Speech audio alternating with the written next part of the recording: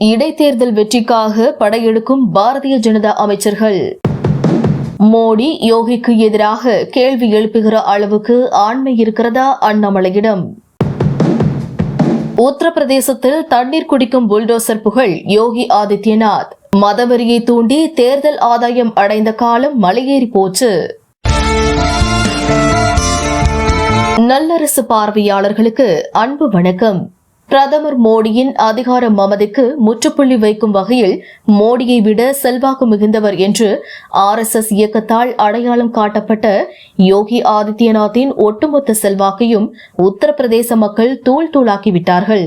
2024 நாடாளுமன்ற தேர்தலில் அயோத்தி ராமர் கோவிலை உள்ளடக்கிய பைசாபாத் தொகுதியில் 3 முறை வாகை சூடிய பாரதிய ஜனதா கட்சி 5 லட்சத்திற்கும் மேற்பட்ட வாக்குகள் வித்தியாசத்தில் படுதோல்வியை சந்தித்தது.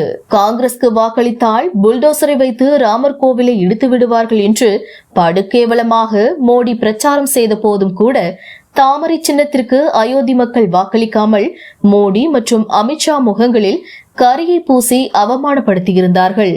பைசாபாத் தொகுதியைப் போலவே 30 தொகுதிகளில் பாரதிய ஜனதா படுதோல்வியை சந்தித்தது. 5 ஆண்டுகளுக்கு முன்பு நடைபெற்ற 2019 நாடாளுமன்ற தேர்தலில் அட்டகாசமான வெற்றியை பெற்றிருந்த பாரதிய ஜனதா கட்சியை சுத்தமாக துடைத்தெறியும் அளவுக்கு இந்து மத உணர்வாளர்களே அதிரடி காட்டியிருக்கிறார்கள். நாடாளுமன்ற தேர்தலில் மதவெறி பிடித்த பாரதிய ஜனதாவுக்கு சரியான பாடம் புகட்டிய உத்தரப்பிரதேச மக்கள் சட்டமன்ற இடைத்தேர்தலிலும் சம்மட்டி அடி கொடுத்திருக்கிறார்கள். 2 தேர்தல்களிலும் உத்தரப்பிரதேச முதல்வர் யோகியின் செல்வாக்கு மண்ணை கவ்வியதால் முதலமைச்சர் பதவியில் இருந்து யோகியை விரைவாக தூக்கி எறியுங்கள் என்று பாரதிய ஜனதா மூத்த தலைவர்களே பகிரங்கமாக போர்க்கொடி தூக்கியுள்ளதால் எதிர்க்கட்சி தலைவரான அகிலேஷ் யாதவ் உள்ளிட்ட சமாஜ்வாடி கட்சி தலைவர்கள் படு உற்சாகத்தில் துள்ளி குதித்து வருகிறார்கள். இந்து மதத்தின் செல்வாக்கை ஒருபோதும் வீழ்த்த முடியாது என்று பரப்புரை செய்து வரும் பாரதிய ஜனதாவுக்கும் பிரதமர் மோடி மற்றும் உள்துறை அமைச்சர் அமித்ஷாவுக்கும் உத்தரப்பிரதேச மாநில அரசியல் தூக்கத்தை கெடுத்திருக்கிறது. பாரதிய ஜனதா கட்சி வரலாறு காணாத தோல்வியை எதிர்கொண்டதற்கு மோடி மற்றும் அமித்ஷாவின் மதவெறி பேச்சுத்தான் முதன்மையான காரணம் என்று யோகியின் ஆதரவாளர்கள் குற்றம் சாட்டும் அதே நேரத்தில் யோகியின் புல்டோசர் ஆட்சி மீது மக்களுக்கு இருக்கும் அதீத கோபம்தான் பாரதிய ஜனதா வேட்பாளர்களை படுகொலியில் தள்ளிவிட்டது என்று பதிலுக்கு பொங்குகிறார்கள் மோடி மற்றும் அமித்ஷாவின் தீவிர விசுவாசிகள். கட்டுக்கோப்பான கட்சி பாரதிய ஜனதா என்று கூறப்பட்டு வந்த நேரத்தில் உத்தரப்பிரதேசத்தில் துண்டு துண்டாக உடையும் அளவுக்கு பாரதிய ஜனதா கட்சியின் நிலைமை படு மோசமாகி இருக்கிறது. சொந்த கட்சியை சேர்ந்த தலைவர்கள் தூக்கியுள்ள போர்க்கொடியால் முதலமைச்சர் பதவிக்கு ஆபத்து வந்துவிடுமோ என்று பயந்து போய் கிடக்கிறார் யோகி என்று கூறும் அவரது தீவிர விசுவாசிகள். நடப்பு ஆண்டு இறுதியில் நடைபெறும் 10 MLA தொகுதிக்கான இடைத்தேர்தலை நினைத்து இப்போதிருந்தே யோகி நடுங்கிக் கொண்டிருக்கிறார் என்பதுதான் உத்தரப்பிரதேச அரசியலில் ஹாட் நியூஸ் ஆகும்.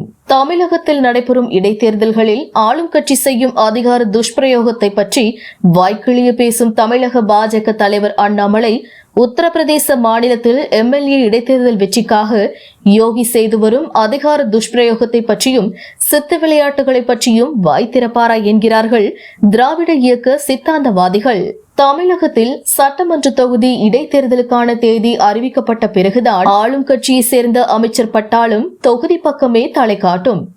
ஆனால் உத்தரப்பிரதேசத்தில் 5-6 மாதங்களுக்கு பிறகு நடைபெறவுள்ள இடைத்தேர்தல்களுக்கு இன்றைய தேதியில் இருந்தே அமைச்சர் பட்டாளத்தை அனுப்பி வைத்திருக்கிறார் யோகி ஆதித்யநாத் என்று கிண்டலடிக்கிறார்கள் ஆளும் கட்சியான திமுகவை சஞ்சலமின்றி ஆதரிக்கும் பகுத்தறிவுவாதிகள். உத்தரப்பிரதேச மாநிலம் முழுவதும் அசைக்க முடியாத செல்வாக்கு பெற்றுள்ள பாரதிய ஜனதாவுக்கு அபார வெற்றியை தேடித்தந்த 5 சட்டமன்ற தொகுதிகளையும் சமாஜ்வாதி கட்சியின் ஆளுமைக்குட்பட்ட எஞ்சிய 5 தொகுதிகளையும் ஒட்டுமொத்தமாக அறுவடை செய்ய துடிக்கிறார் யோகி ஆதித்யநாத். நாடாளுமன்ற தேர்தலில் சரிந்த செல்வாக்கை மீண்டும் நிலைநிறுத்தி 10 தொகுதிகளையும் சிந்தாமல் சிதறாமல் மொத்தமாக வாகை சூடினால்தான் 2027 ஆண்டு 3வது முறையாகவும் பாரதிய ஜனதா கட்சி உத்தரப்பிரதேசத்தில் ஆட்சியில் அமர முடியும் என்ற நெருக்கடியில் இருந்து வருகிறார் யோகி ஆதித்யநாத். தலைக்கு மேல் கத்தியாக நிற்கும் 10 இடைத்தேர்தல்களிலும் வெற்றி பெறுவதற்காக 30 பாஜக அமைச்சர்களையும் இடைத்தேர்தலுக்கு களமிறங்கிவிட்டார் யோகி. ஒவ்வொரு தொகுதிக்கும் தலா 3 அமைச்சர்கள் வீதம் கடந்த வாரத்திலிருந்தே மக்களை சந்திக்க தொடங்கிவிட்டார்கள். இடைத்தேர்தல் நடைபெறவுள்ள ஒவ்வொரு தொகுதியிலும் முகாமிட்டு தெரு தெருவாக சுற்றி வந்து பொதுமக்களின் கருத்துக்களை கேட்டறிந்து பாரதிய ஜனதா ஆட்சிக்கு எதிரான குற்றச்சாட்டுகளை உடனடியாக தீர்த்து வைக்க வேண்டும் என்று பாஜக அமைச்சர்களுக்கு கடுமையான உத்தரவு பிறப்பித்திருக்கிறார் யோகி ஆதித்யநாத். அகிலேஷ் யாதவ் தலைமையிலான இந்தியா கூட்டணியின் அட்டகாசமான வளர்ச்சி யோகியின் தூக்கத்தை முழுமையாக கெடுத்துவிட்டது என்கிறார்கள் உத்தரப்பிரதேச மாநில மூத்த ஊடகவியலாளர்கள்.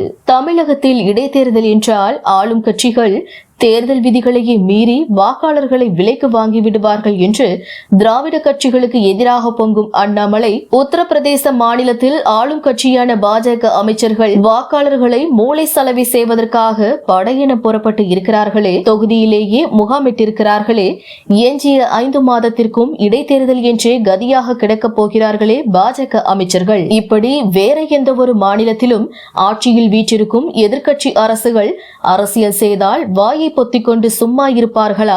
பாஜக மேலிட தலைவர்கள் என்று குமருகிறார்கள் சமாஜ்வாதி கட்சி முன்னணி தலைவர்கள். ஒட்டுமொத்த ஊபி மக்களின் வளர்ச்சிக்காக உழைக்காமல் இடைத்தேர்தல் நடைபெறும் 10 தொகுதியின் வெற்றிக்காக பதவி வெறி பிடித்து ஜனநாயகத்தை குழி தோண்டி புதைத்துக் கொண்டிருக்கும் மோடிக்கு எதிராகவும் யோகியின் அதிகார துஷ்பிரயோகத்தை பற்றியும் கேள்வி எழுப்புகிற ஆண்மை அண்ணாமலைக்கு இருக்கிறதா என்று கோபமாக கேள்விகளை முன்வைக்கிறார்கள் ஆளும் கட்சியை சேர்ந்த முன்னணி தலைவர்கள்.